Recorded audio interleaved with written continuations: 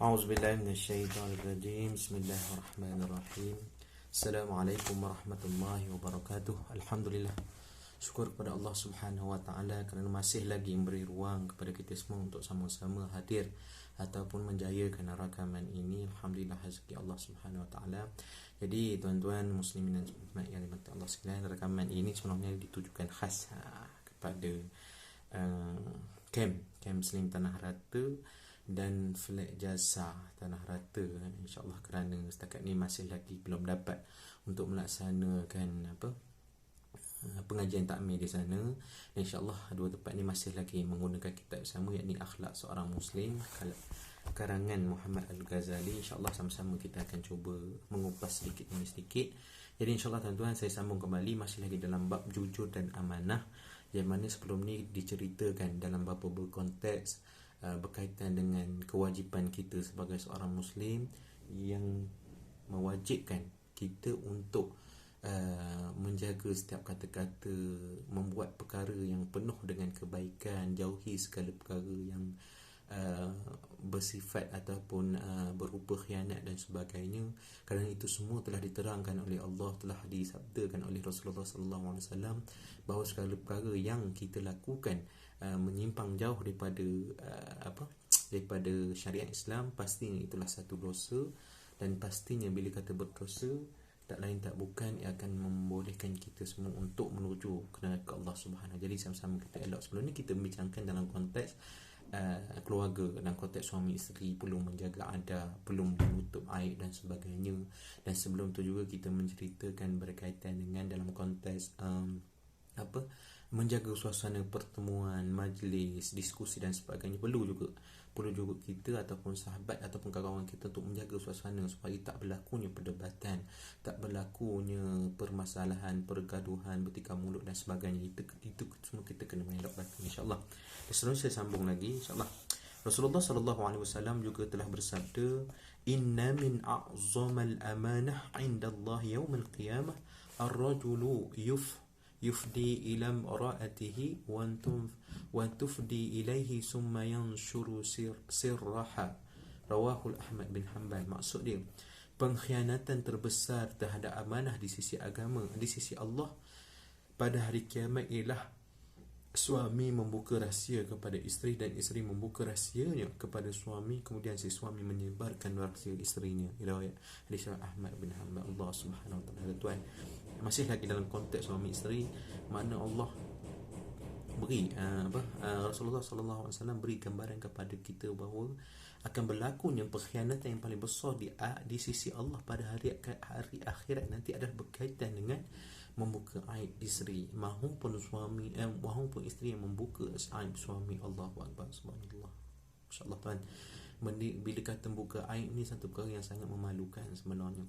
Kita ni seorang Muslim, saya sendiri, tuan-tuan sendiri, sepatutnya tak boleh nak memburukkan, nak buka aib kawan kita, sahabat kita, saudara mara kita dan sebagainya. Tak kira kawan kerabat.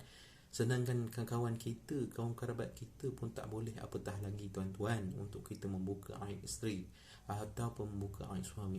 Itu lagilah dilarang oleh Allah Subhanahu wa taala, ditentang oleh Rasulullah SAW. Kita kena elok, tuan-tuan, kena elok. Sebab itu sekarang ni sebab apa tak boleh berlaku ini, tuan-tuan?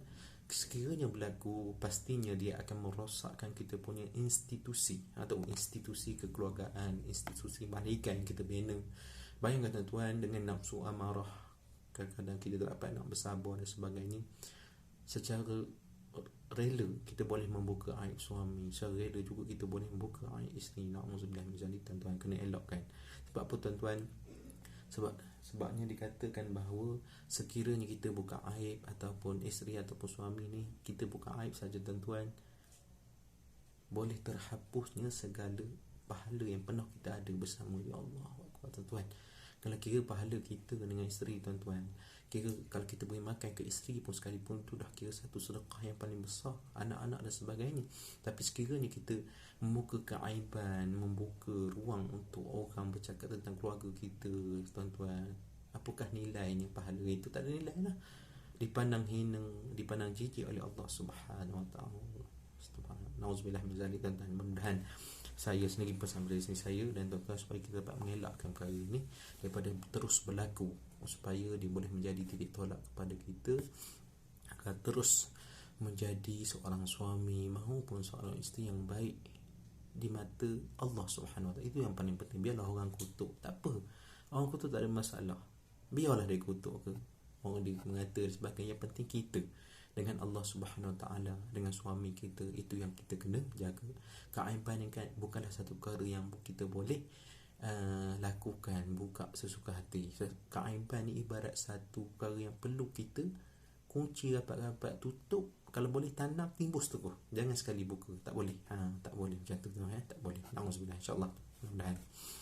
Semasa Rasulullah sallallahu alaihi wasallam berhijrah ke Madinah, baginda mewakilkan Ali bin Talib radhiyallahu anhu supaya mengembalikan semua barang yang telah diamanahkan kepada beliau, supaya kembalikan kepada para pemiliknya.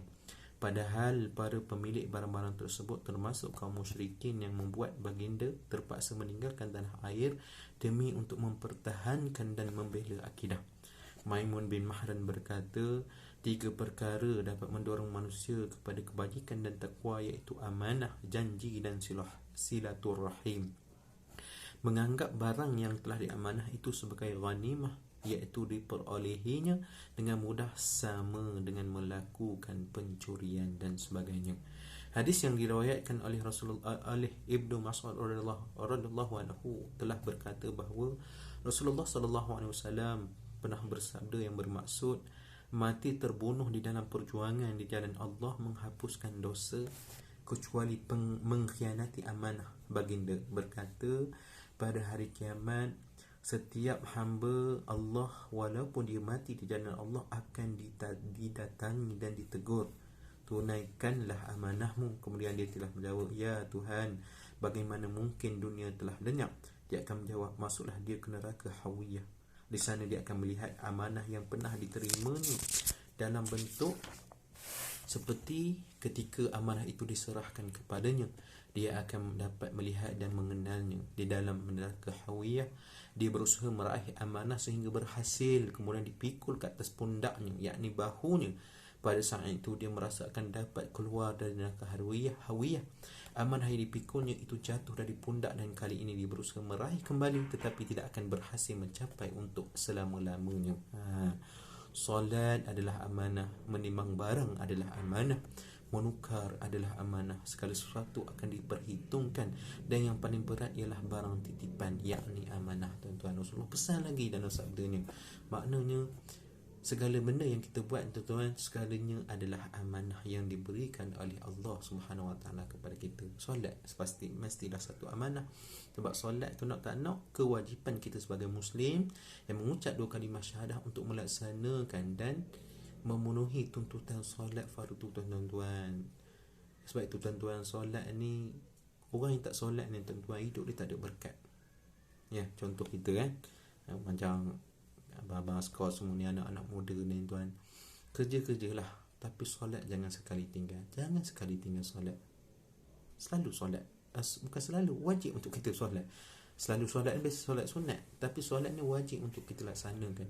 Buatlah kerja apa sekalipun, ambillah waktu, ambillah ruang untuk kita menunaikan kita punya hak Allah, kita tunaikan, tuan-tuan.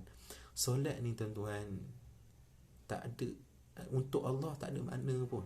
Sebab apa saya cakap itu? Saya cakap sebab solat ni Allah beri kepada kita untuk kita laksanakan, dan kalau kita buat, kita sendiri akan dapatkan ganjaran. Saya beri satu analogi, contohnya begini. Contoh seorang bapa dia menghadiahkan baju, menghadiahkan kasut untuk anak dia. Kan, menghadiah sesuatu lah.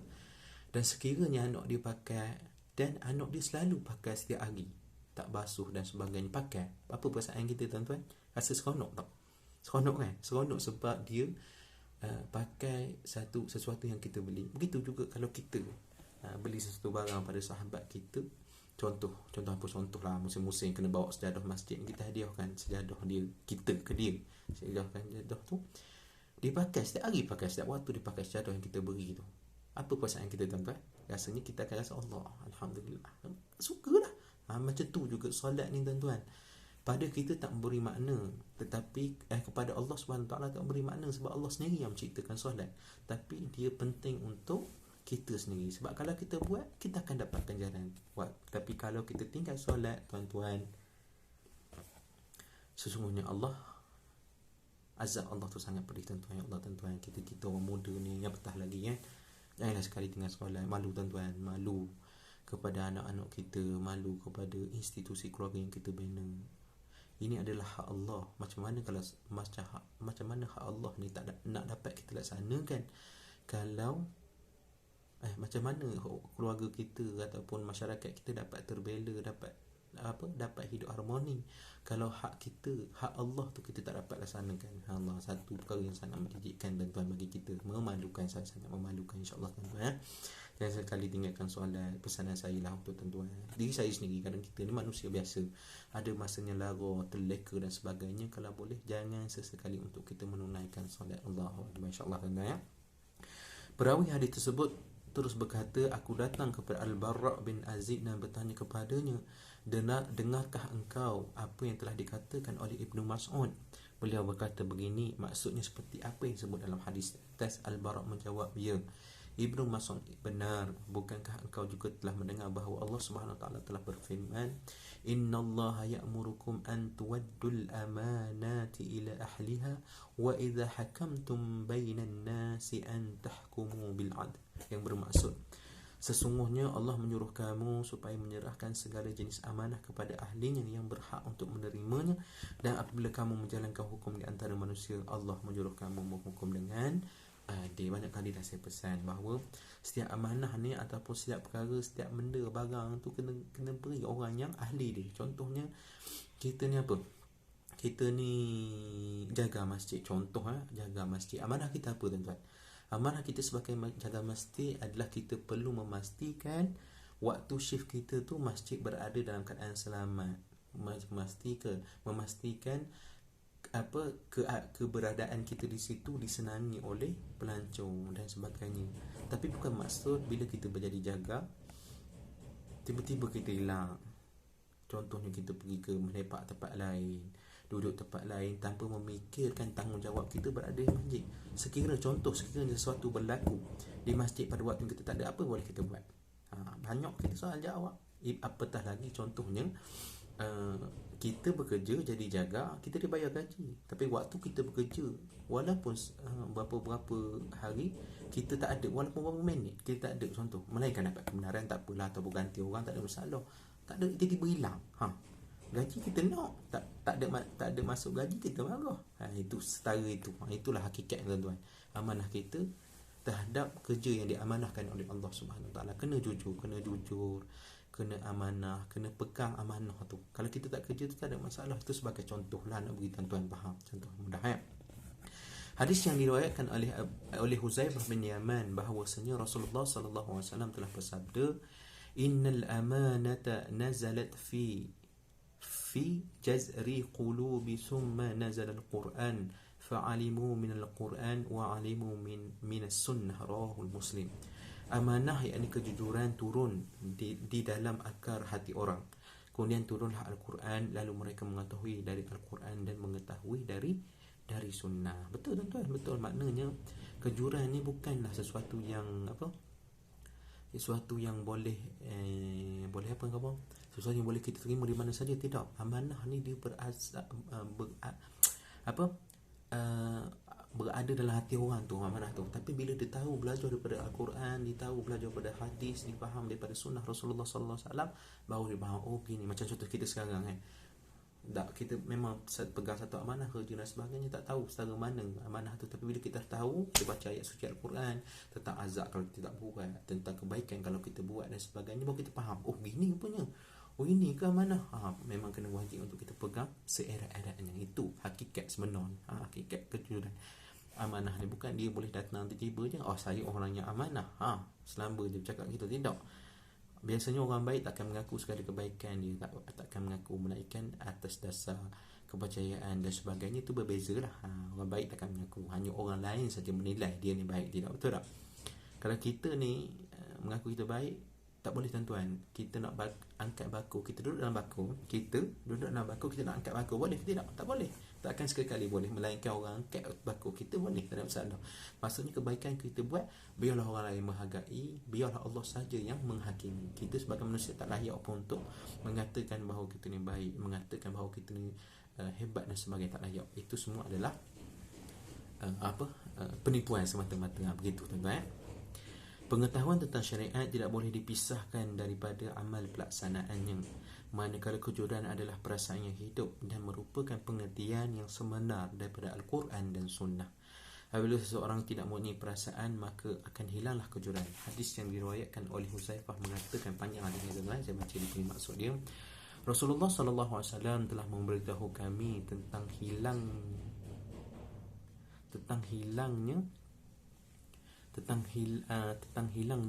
kejujuran. Baginda berkata, orang tidur sejenak dan kejujuran hilang dan hatinya, yang tinggal hanya bekasnya sahaja seperti titik hitam. Kemudian dia tidur lagi sejenak dan kejujuran hilang lagi dari hatinya, dan tinggal hanya bekasnya sahaja seperti kulit melepuh. Kemudian Rasulullah SAW meneruskan, keesokan harinya orang-orang itu berjual beli, akan tetapi seorang pun tidak ada yang jujur. Terdengar suara-suara berteriak di kalangan Bani Fulan mengenai orang jujur dan dapat dipercayai mengenai orang yang disebut itu. Mereka mengatakan, alangkah kuatnya dia, alangkah bagusnya, alangkah cerdiknya, akan tapi dalam hati orang yang dikamu itu sebenarnya tidak terdapat iman sebiji sawi pun. Allah Akbar. Betul tuan-tuan. Kita ni dalam jual beli, contohnya kadang-kadang kita ni macam mana, orang puji kita cerdik, orang puji kita baik dan sebagainya, tapi tak selaras dengan pujian orang. Maksudnya Rasulullah sebut dalam ni tidak terdapat iman sebiji sawi. Wa ma fi qalbihi mithqala khardalin minal iman. Tak ada pun sebiji sawi pun dalam hati dia. Rasulullah pesan kepada kita. Maksudnya apa? Maksudnya kita ni hanya suka dipuji oleh manusia, sedangkan kebaikan, kehebatan tak ada langsung dari kita. Tak ada pun apa yang untuk diselahkan kepada umat. Hanya minta orang puji, hanya mengharapkan puji orang. Oh, dia tu hebat dan sebagainya, ngaji sedap, iman sedap lah contoh. Padahal hati orang tu pun iman pun tak ada, hati pun tak ada, apatah lagi dia hanya bangga untuk mendapatkan pujian. Allah Akbar. Itu satu perkara yang sangat hina tuan, jijik isi Allah Subhanahu Wa Taala. Itu saya pesan pada diri saya sendirilah. Mudah-mudahan perkara ni tak berlaku pada diri saya, apatah lagi berlaku pada dia tuan, anak-anak, isteri dan tuan semua, insya-Allah. Mudah-mudahan kita boleh elak. Hadis ini atas menggambarkan bahawa hilangnya kejujuran di hati orang yang suka mengkhianat. Kebaikan orang seperti itu bukan lahir dari jiwanya. Kebaikan tidak dapat menghidupkan perasaannya yang telah mati. Amanah adalah keutamaan yang amat besar dan berat, tidak mungkin dapat dipikul oleh orang yang lemah. Betul. Amanah ni satu perkara yang sangat berat. Orang yang lemah takkan sekali dapat menerima amanah tu. Tapi kalau dia nak terimakan juga tuan-tuan, amanah yang seberat tu, maknanya dia telah merosakkan dia punya pegangan akhlak dia. Tak ada. Kalau dia akhlak ada akhlak, tak apalah kau tak mampu buat bagi orang lain. Itu akhlak dia cantik, bagus dan sebagainya. Dalam memberikan gambaran tentang betapa besar dan beratnya amanah, Allah Subhanahu Wa Taala menyebut bahawa ia tidak boleh dipikul oleh semua orang. Oleh kerana itu, manusia tidak boleh meremehkan, sebagaimana Allah Subhanahu Wa Taala telah berfirman, Inna aradna al-amanah ala samawati wal jibali fa'abayna an tahmilnaha wa ashfaqna minha wa hamalaha al-insan innahu kana zuluman jahula. Yang bermaksud, sesungguhnya kami telah mengemukakan tanggungjawab amanah kami kepada langit dan bumi serta gunung ganang untuk memikulnya. Mereka enggan mengikut dan bimbang, tidak dapat menyempurnakan kerana tidak ada pada mereka persediaan untuk memikulnya. Dan pada ketika itu manusia dengan persediaan yang ada padanya sanggup memikulnya. Ingatlah, sesungguhnya tabiat kebanyakan manusia adalah suka melakukan kezaliman dan suka pula membuat perkara-perkara yang tidak patut untuk dikerjakan. Allahu Akbar tuan-tuan. Kezaliman dan kebodohan merupakan ciri kekurangan fitrah manusia sejak awal. Kemudian manusia diuji dan dia tidak akan memperoleh keimanan kecuali apabila dia telah dibersihkan dari sifat kezalimannya. Sehubungan dengan itu, Allah Subhanahu Wa Taala telah berfirman, allazina amanu wa lam yalbisu imanahum bizulmin ulaika lahumul amnu wa hum muhtadun, yang bermaksud orang-orang yang beriman dan tidak mencampur adukkan iman mereka dengan kezaliman, yakni syirik, mereka itulah orang yang mendapat keamanan dan mereka lah orang-orang yang mendapat hidayah petunjuk. Wa hum muhtadun, tuan-tuan. Maknanya setiap dalam perbuatan kita tak boleh, diharamkan untuk kita mencampurkan kebaikan dengan keburukan, kezaliman, tak boleh. Hak zalim tetap zalim, hak baik pastinya dia baik, tak boleh kita nak campur. Kalau kita campur, tuan-tuan, perkara tu akan menjadi rosak, dan kerosakan ni hanya membawa kepada kebinasaan, hanya membawa kepada dosa dan sebagainya. Itu kena elak, tuan-tuan. Wajib untuk kita mengelak supaya kita semua dapat mengurangkan dosa, tuan-tuan. Dosa ni berat, tuan-tuan. Dosa ni, kita ni manusia memang pendosa, orang yang akan buat dosa. Tapi tambah daripada sehari-hari dosa kita tambah. Nak kurang payah kan. Sedangkan kita ni kalau nak mengurangkan dosa-dosa kecil, memadai dengan kita berzikir, beristighfar kepada Allah Subhanahu Wa Taala. Tetapi berzikir tak nak, kita selawat Nabi tak nak, berzikir beristighfar pun tak nak, tapi dosa setiap hari kita tambah. Tak boleh macam tu, tuan-tuan. Itu pesan dari saya. Hari kita kadang-kadang apa leka juga, lalu buat perkara-perkara yang lara dan sebagainya. Sedangkan perkara lara, perkara maksiat ni, kalau kita buat sikit pun tak datang manfaat, tak akan berdosa. Walaupun banyak sikit, tapi sikit banyak, itu beza dia. Dan tak nak, kita kena elakkan perkara ni daripada berlaku. Allah Subhanahu itu Allah Subhanahu wa taala telah berfirman, allazina amanu wa lam yalbisu imanahum bizulmin ulaika lahumul amn wa hum muhtadun. Ayat saya baca tadi lah. Demikian juga manusia tidak akan dapat bertakwa kepada Allah kerana dia telah bersih dari sifat kebodohannya. Allah, sifat kebodohan ni apa tu? Sifat kebodohan maksudnya dalam konteks tak menjaga amanah tadilah, dia bercampur adukkan kebaikan, kezaliman dan sebagainya. Allah Subhanahu wa taala telah berfirman, innama yakhshallahu min ibadihi ulama innallaha azizun ghafur. Sebenarnya yang menaruh bimbang dan takut melanggar perintah Allah dari kalangan hamba-hambanya ialah orang-orang yang berilmu. Sesungguhnya Allah Maha Kuasa lagi Maha pengampun. Orang, maknanya Allah pesan orang yang berilmu, orang yang ada iman, ada tahu tentang agama, pastinya dia akan taat, tak akan bimbang dan takkan sekali untuk melanggar perintah Allah Subhanahu wa taala. Apabila kita membaca Al-Quran yang menerangkan manusia yang menanggung amanah, maka kita dapat memahami bahawa orang yang suka mengkhianat, bersikap munafik dan menyekutukan Allah Subhanahu wa taala, manusia seperti ini adalah zalim dan bodoh. Allah zalim dan bodoh. Allah Subhanahu wa taala akan menyeksa dan mereka sekali tidak akan mendapat kebahagiaan. Na'udzubillah, tuan-tuan. Eloklah, tuan, kita daripada buat perkara ni. Allah Subhanahu wa taala telah berfirman, liyu'azziballahu al-munafiqin wal-munafiqat wal-musyrikin wal-musyriqat wa yatuballahu 'alal mu'minina wal-mu'minat wa kana Allahu ghafurur rahim. Dengan kesanggupan manusia memikul amanah itu, maka akibatnya Allah akan menyeksa orang-orang lelaki munafik serta orang-orang perempuan yang munafik, dan orang-orang lelaki yang musyrik serta orang-orang perempuan yang musyrik. Dan juga Allah Subhanahu wa taala akan menerima taubat orang-orang lelaki yang beriman serta orang-orang yang perempuan yang beriman. Dan sememangnya Allah Subhanahu wa taala Maha Pengampun lagi Maha Pengasihan ini, tuan-tuan. Mudah-mudahan habis, tuan-tuan. Habis dah tajuk amanah ni. Mudah-mudahan rakaman yang bersambung ni mudah-mudahan memberi manfaat kepada tuan-tuan. Sebab sekali lagi saya pesan pada diri saya dan pesan pada tuan bahawa setiap apa yang kita lakukan dalam dunia ni, dalam agama Allah ni, adalah sangat bersangkut paut dengan amanah. Amanah ni bukan sahaja dalam bentuk kerja yang kita lakukan, tapi amanah juga dalam bentuk hak Allah yang kita perlu laksanakan, hak manusia yang perlu kita jalankan, dan hak masyarakat kita perlu kita buat. Itu adalah semua amanah yang Allah ciptakan kepada kita. Ingatlah, tuan-tuan, ingat sekali lagi supaya kita ni sentiasa beringat ataupun sentiasa mengambil maklum bahawa Allah Subhanahu wa taala dalam kitab, dalam ayat tadi, Allah Subhanahu wa taala sebut bahawa orang munafik, tak kira lelaki maupun perempuan, orang munafik ni kalau dia bertaubat ataupun ataupun buat perkara yang tak baik, takkan sekali, makna Allah tak akan terima. Allah tak akan terima taubat dia. Tetapi dia Allah akan menyiksa. Tetapi orang yang beriman, orang yang sentiasa melakukan amal kebajikan kepada Allah Subhanahu Wa Taala, pastinya Allah akan menerima taubat dia. Itu yang kita nak, tuan-tuan. Itu yang kita nak, sebab kita ni hidup, ujung-ujung kita pasti nak syurga Allah. Itu pastilah.